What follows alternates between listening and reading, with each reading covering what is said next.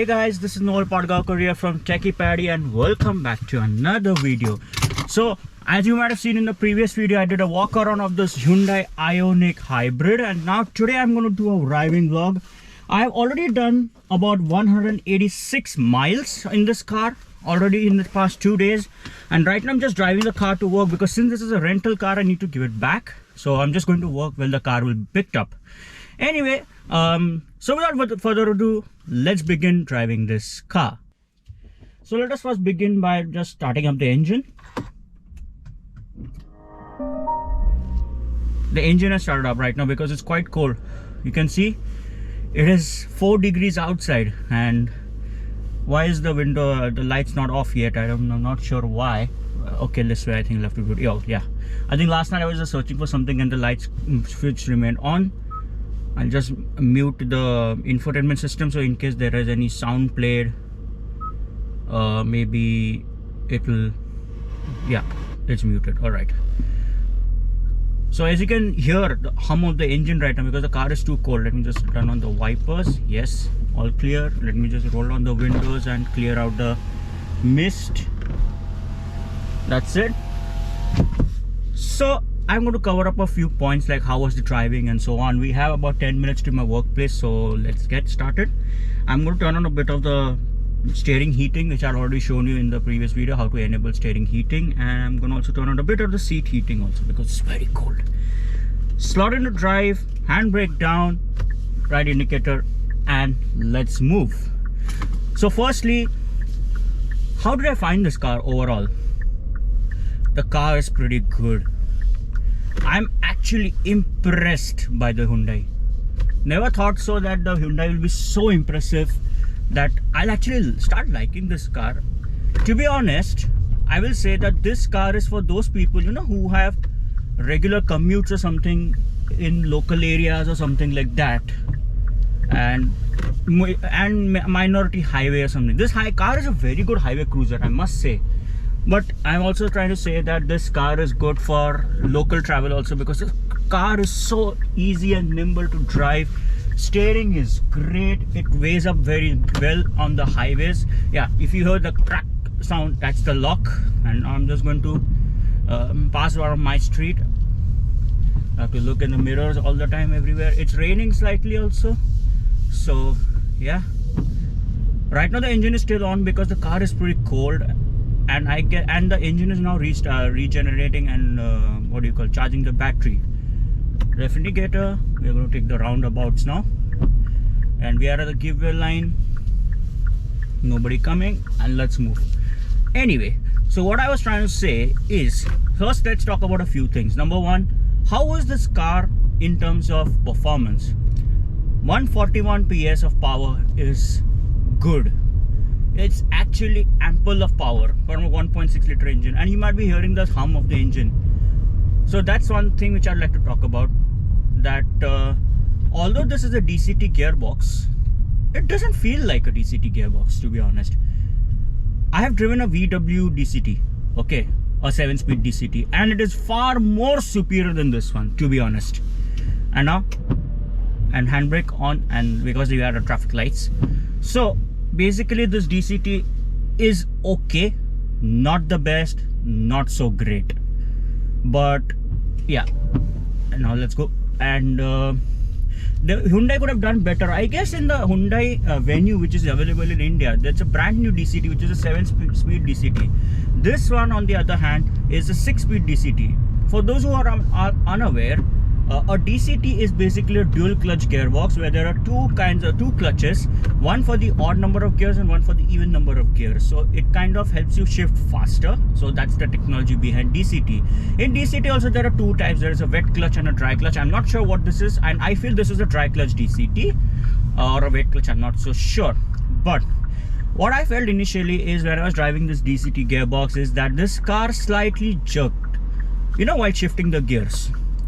So that's something which I used to feel in a torque converter gearbox also while shifting gears. And when you put down the foot down, you know, to overtake or something, the car gets confused sometimes. That, oh, I had to shift? Oh, okay, I'll shift. So it used to get sometimes a bit weird, and that's when I was like, oh, okay, that's fine. But this DCT performs well in the hybrid mode, that's the EV mode, and it is brilliant in smooth shifts. And now we are at the roundabout and we are going to take the exit. So I'm changing lanes, look left, no problem, let's go.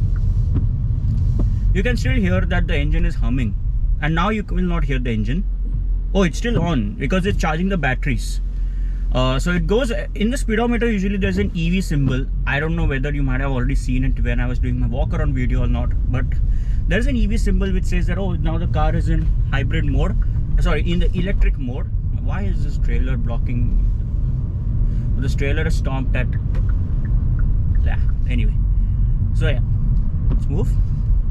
A few features I also found in this car which are pretty handy is the automatic how do you say, the upper lights, meaning if there's a car coming from there and you are on your high beam, it automatically senses that the car is coming from there and lower the beam accordingly, and once the car passes it automatically lights it up. I like that feature.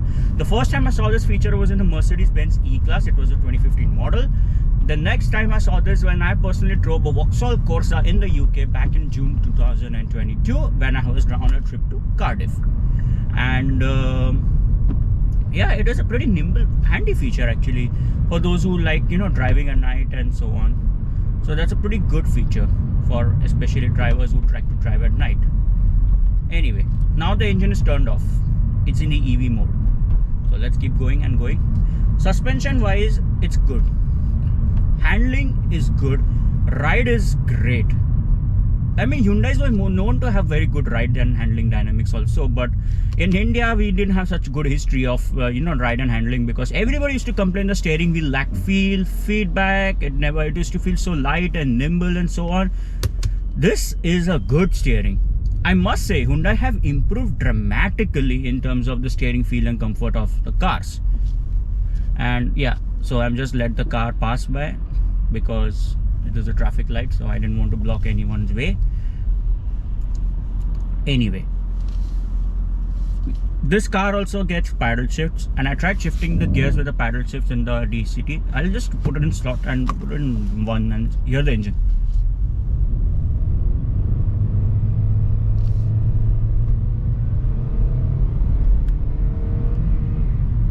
This is the second, this I put it in second gear. You saw there was a slight delay when I shifted. So there is a delay. I don't know for some reason why there's a delay in the engine, in the gearbox shifting. But that's how the engine sounds. And it's pretty actually very well insulated, to be honest.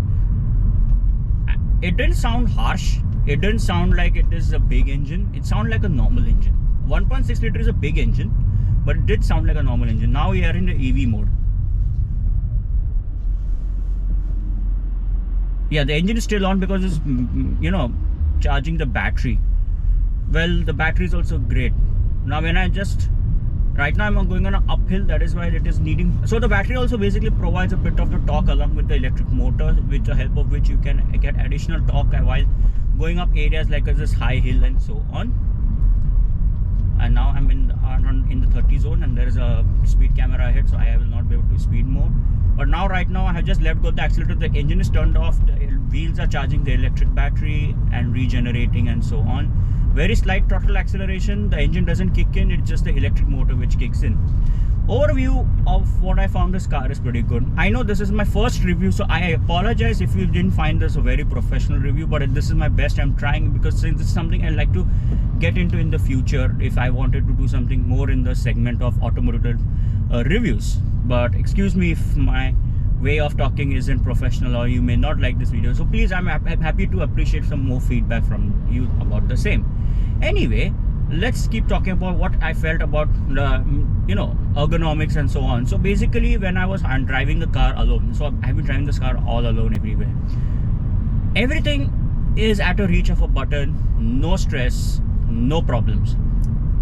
This is a pretty good infotainment system also. The only thing what I didn't find, I don't know why this happened, I'm not so sure, is Android Auto actually started lagging and it restarted and hung. The software actually kind of froze, due to which in between on the highway I was not able to navigate on my Google Maps. So that's a pretty weird situation what happened. Not sure why. There might be some software update which needs to be resolved. And I guess that's it. I'm just checking. Did my colleague or something start turning into this? No, he didn't. Anyway, because you are in the speed breaker, this is the 20 zone, and now we have to stop on the side a little bit because the car is coming. Come. That's it. Okay. Oh, everybody's here. Okay, great. Let this car pass by. Wow, this is a very tight space. But this is very easy to nimble around tight spaces. Very well calibrated steering, very well balanced steering. Everything is so good in this car. Yeah, I've actually reached my workplace, and that is what I'm just entering the parking. But I'll just finish talking after I finish driving. But nevertheless, oh, my boss is also here. He has also the same Hyundai Ioniq here. I'm just gonna park in one of the spaces here. I need to just, excuse me guys, I need to just go and open the gate, and I'll be back. Right, be back.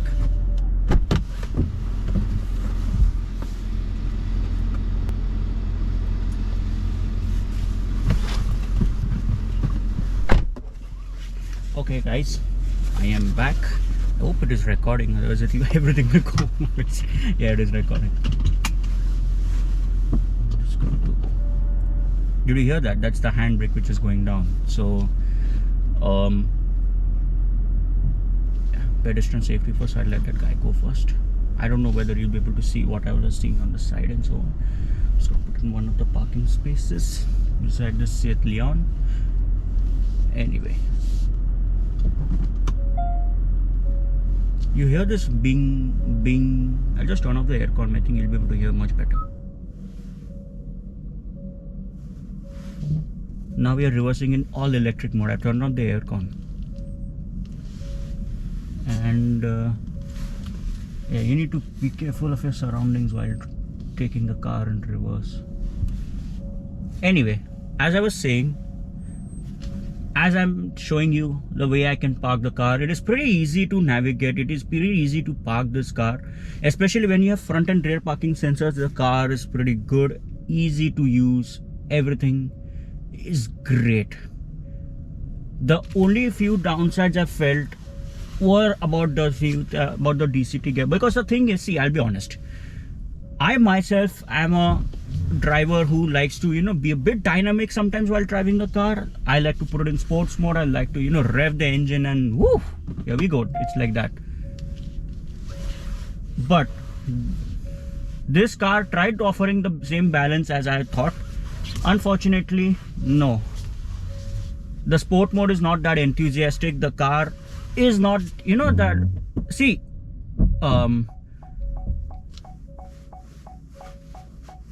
that's the reverse. That's it.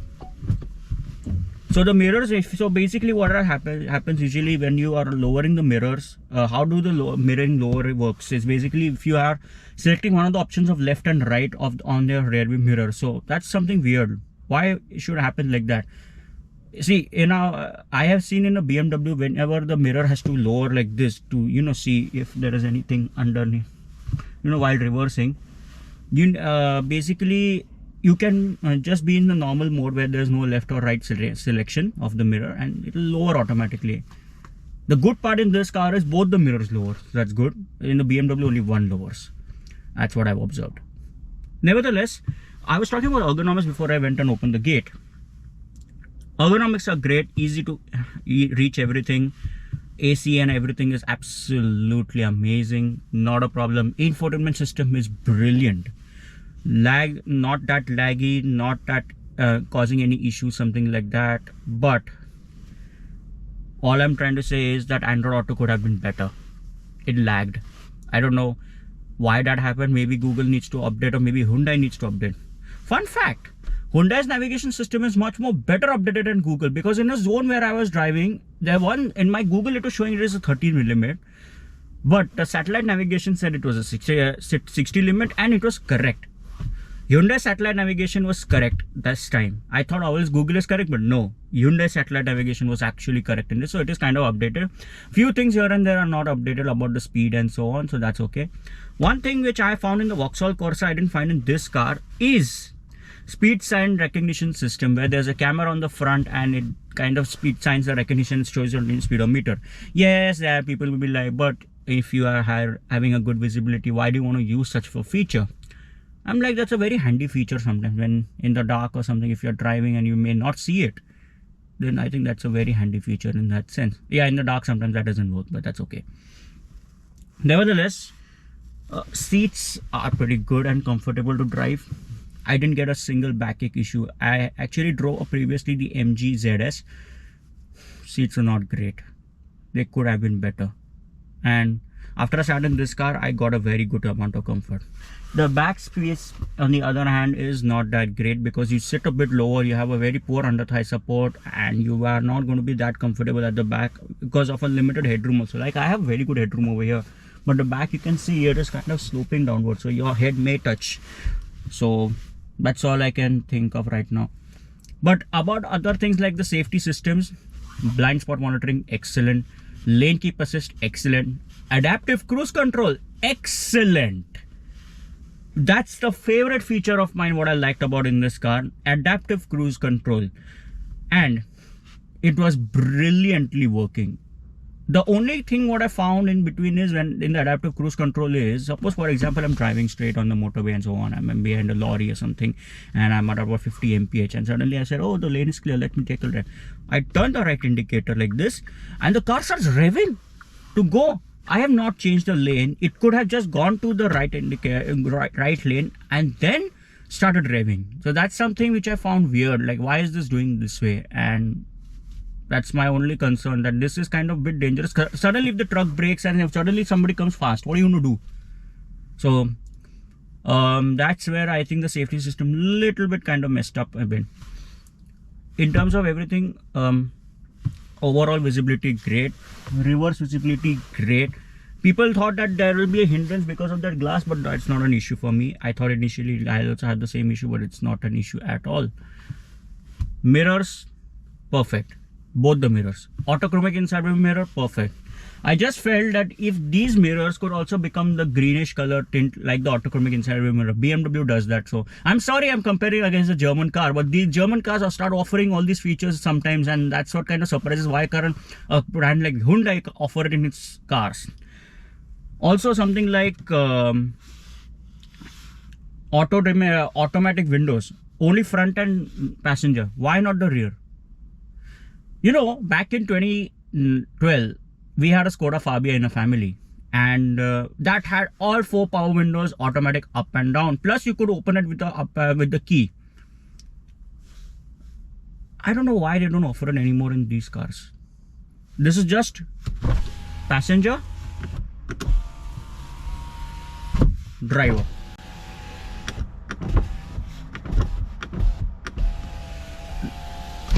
That's it. Overall, the car, I drove about 183 miles or something, so as you might have seen. I'm sorry, this is a very raw vlog, and I'm just trying to be open up and just thinking whatever I could think and just tell you about the features and so on. But the car gave me an efficiency of 60 mph. I'll put it on the screen how much it is in kilometer per liter, and that's pretty good. This is a hybrid. And the car, after I drove the car, you might see on the screen, this is the amount of fuel which I had left. So now I then topped it up because that is a rental, you have to give it back. But this car basically just costed me about 24 pounds of fuel. That's it.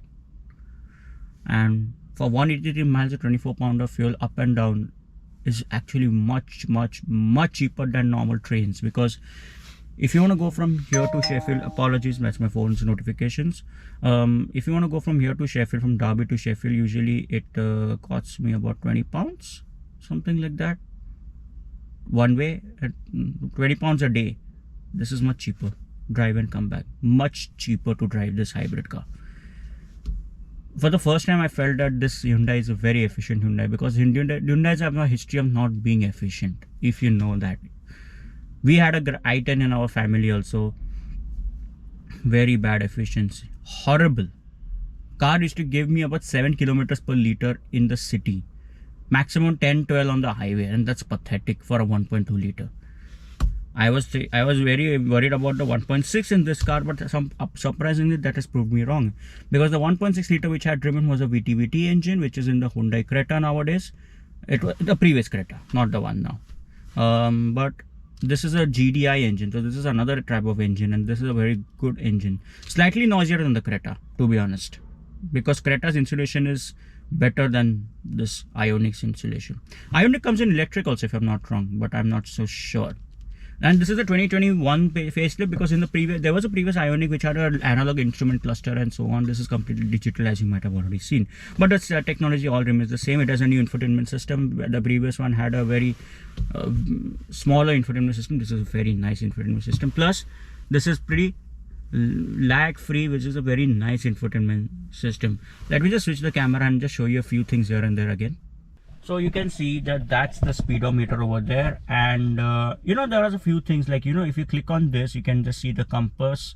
That's the lane keep assist, and also you have user settings, doors, lights, and so on. This I didn't show you during the walk around, so I was like, maybe I'll just show you right now. And then if you go again, let's go up. If I go here, I guess your navigation system shows up here. So if I, well, let me try this. Let me just put some navigation system, maybe start guidance. Starting route guidance. Yeah, so this is what it comes up, and you can toggle like this. So that's good actually. Sometimes you don't, if you're not paying attention there, this will be actually helpful for that. I didn't notice that during when I was doing it, because I was actually more focused on looking here and seeing the navigation system, so that's okay. Overall, this car has been a pretty impressive car. This parking sensor activation or not, if you click on this, let me just go back. Now just click on this. I don't know if I'm not able to. Let me just put the reverse. Just show it quickly. The camera quality is superb. Superb. We have adaptive dynamic guidelines also like this. This is a superb camera system. I just put on the handbrake, otherwise, you know, in case I leave the brake and the car starts rolling backward, and I'm screwed. So it's better. Plus you have the settings of all those things which I already shown you. But this is a very good navigation system. The very good camera system actually on this, and I liked it actually, to be honest. And that's it. I guess that's all about the Hyundai Ioniq Hybrid. It's time to bid goodbye to this car, because it's going to be picked up this morning. And well, I hope you guys enjoyed this video. I'm sorry if this was a very unprofessional way of me talking about the car review, but this is just my raw thoughts about what I was talking while I was driving to work. And I know this could have been a bit better. I will be a bit prepared next time, so apologies for that. Please definitely give me a feedback if you feel there's anything I could improve while making this this video maybe next time. So I will keep that all in mind. And I hope you guys enjoyed this video. So if you like this video, please hit the like button. And if you haven't subscribed to my channel Techie Paddy, this is the first time. My name is Noel Padagaukar, and this is my channel Techie Paddy. Do subscribe. If you have any comments or any feedback, please do leave it in the comment section of this video. Please share this video, and I'll see you guys in my next video.